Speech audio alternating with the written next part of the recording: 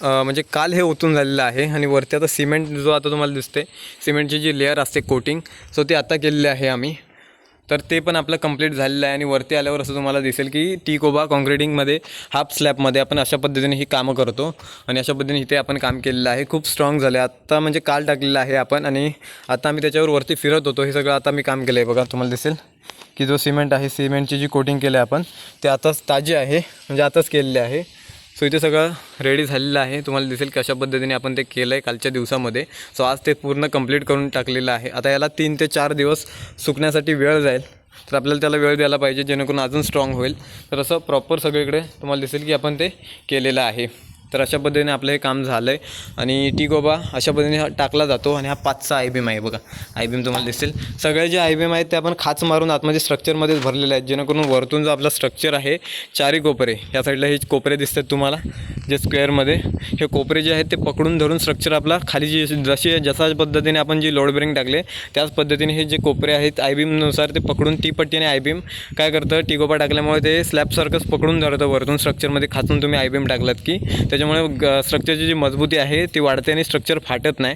अशा पद्धतीने आपण ते काम केलेलं आहे आणि सगळी कोटिंग वगैरे झालेली आहे आपली आणि आता आपण इथून निघणार आहोत. नमस्कार मित्रांनो, स्वागत आहे तुमचं माझ्या आणखीन एका व्हिडिओमध्ये. तर मित्रांनो, आत्ता आपण इथे उंबरठच्या साईडवर आहोत आणि आपण जे टी-कोबा ओतणार होतो तर ते ओतून झालेलं आहे प्रॉपर.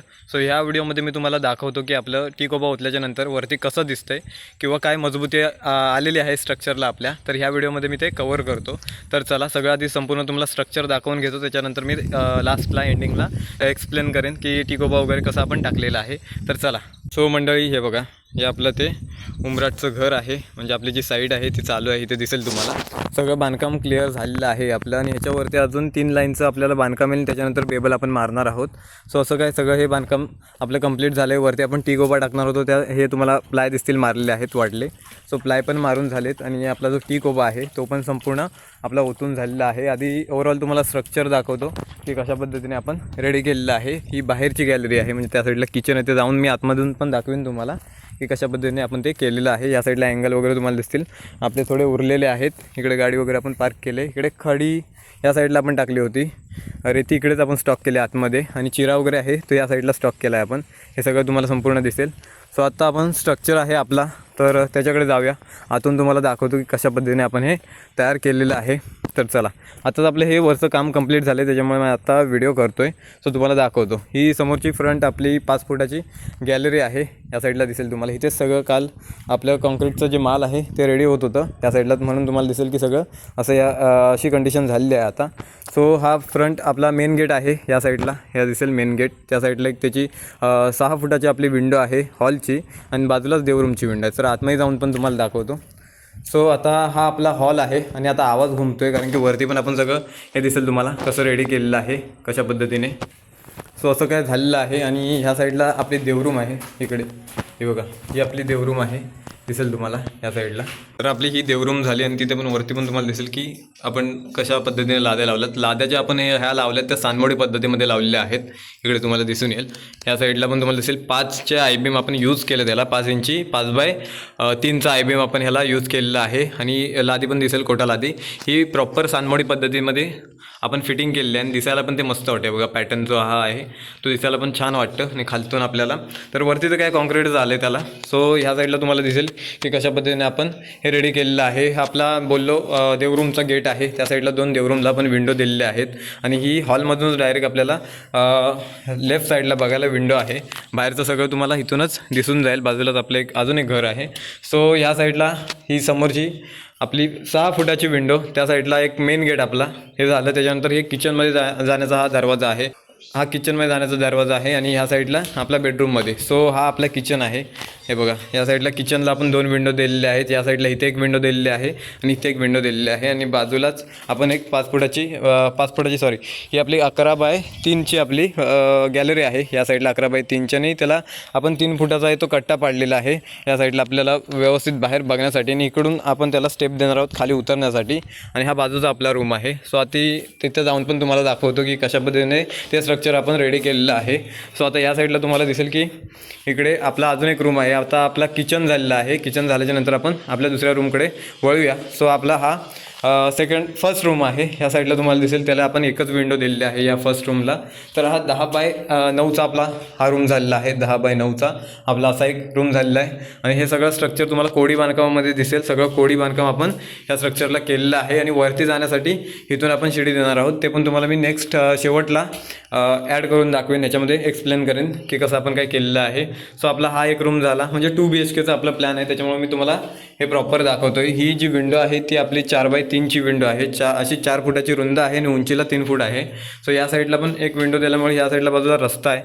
या साईडला रेती वगैरे तुम्हाला बोललो स्टॉक केलेले आहे. रस्ता वगैरे इथूनच आहे जवळच. आणि आपला मेन गेट म्हणजे घरात आतमध्ये येण्यासाठी गाडी वगैरे तिकडे पार्किंगला एरिया आहे, तो पण मी तुम्हाला नंतर दाखवतो. सो ह्या रूमला आपण एकच विंडो दिली. आणि इथून हॉलमध्ये जाण्यासाठी हा दरवाजा आहे. बाकी असं काय स्ट्रक्चर आहे.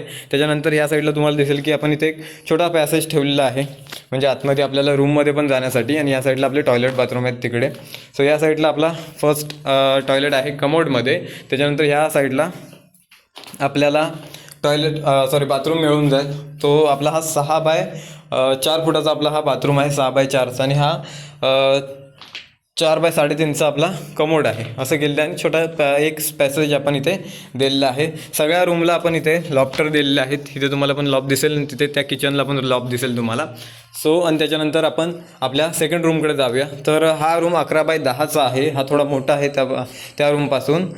सो हा 11x10चा आपण रूम ठेवलेला आहे. ह्याला पण आपण लॉक सिस्टम दिलेले आहे, म्हणजे काय सामान वगैरे आपलं वरती ठेवण्यासाठी असे आपण त्याला रेडी केलेले आहे. त्याच्यानंतर तुम्हाला दिसेल की इकडे आपण 5x3च्या विंडो ठेवलेल्या आहेत. ती 5 फुटाची विंडो आहेत दोन्ही या रूमच्या, कारण की हा रूम मोठा आहे आणि एक साईडला, त्याच्यामुळे आपण हवा खेळती राहिली पाहिजे आणि आतमध्ये प्रकाश आला पाहिजे. त्याच्यामुळे आपण 5x3च्या विंडो ठेवलेल्या आहेत. आणि हा प्लेंटरिंग सगळ्याला आपण केलेलं आहे. ते आपण आर्टिफिशियल ओतलेलं आहे, असंच आपण ठेवलं नाही. हे RCCमध्ये ओतलेलं आहे, म्हणजे कॉन्क्रिटिंगमध्ये. तर हे तुम्हाला दिसेल विंडोच्यावरती, प्रत्येक विंडोच्यावरती आपण तसंच केलं, म्हणजे जेणेकरून आपला जो स्ट्रक्चर आहे तो पूर्ण एकदम स्ट्रॉंग होऊन जाईल. आणि खाली आपली ही लोड बेरिंग प्रॉपर घराला आपण टाकलेली आहे फाउंडेशनला. ते पण तुम्हाला समोरून मी दाखवतो एंडिंगला. सो असं काय आपण स्ट्रक्चर केलेलं आहे. आणि हे तुम्हाला दिसेल की आपण जे टी कोबा टाकतो, सो या पद्धतीने आपण टाकतो. खालतून नंतर तुम्ही पेंट केलात की ह्याला फिनिशिंग होते, पण आता पण दिसायला काय असं वाईट दिसत नाही. खूप स्ट्रॉंग पण होतं हे, कारण की आपण 5x3चे आपण IBM ह्याला वापरलेले आहेत. आणि टी पट्टीमध्ये आपण टी कोबा लादी आपली जी आहे ती कोटा लादी, सो ती वापरलेली आहे ह्या इथे. आणि हे आपलं प्रॉपर कोडी बांधकाम आहे. तुम्हाला दिसेल कोडीची साईज बघा. आणि दिसायला पण जे आपलं स्ट्रक्चर आहे ते सुटेबल वाटतं, मस्त वाटतं. सो असं काय आपलं हे स्ट्रक्चर रेडी झालेलं आहे.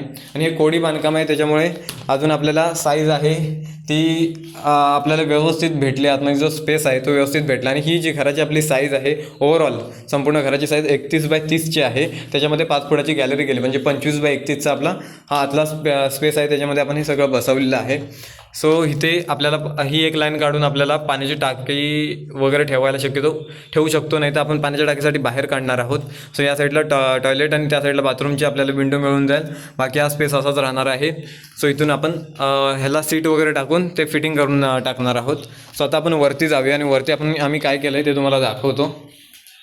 तर हे बघा, हा आपला एक स्टोअर रूम आहे. या रूममधून तर 4x9चा आपला हा स्टोअर रूम आहे. असा 4 फुटाचा आहे आणि लांबीला जो आहे तो 9 फुटाचा आपल्याला मिळून जातो आहे. सो इथून वरती आपण शिडी देणार आहोत. हे सगळं आपण इथे वरती बॉक्स ठेवला आहे वरती जाण्यासाठी. आणि ह्याला 4x3च्या अजून एक विंडो दिलेली आहे बाहेर बघण्यासाठी. ह्या साईडला पण पाण्याची टाकी वगैरे काम करायला ठेवलं आहे. इथेच आपल्याला एक सेफ्टी टँक पण पाडायचा आहे, टॉयलेटची टाकी. आणि आपल्याला इथे पाण्याची जी टाकी आहे ती पण ह्याच्यावर उभी करायची आहे, स्टँडवर उभी करून इथं ठेवायची आहे.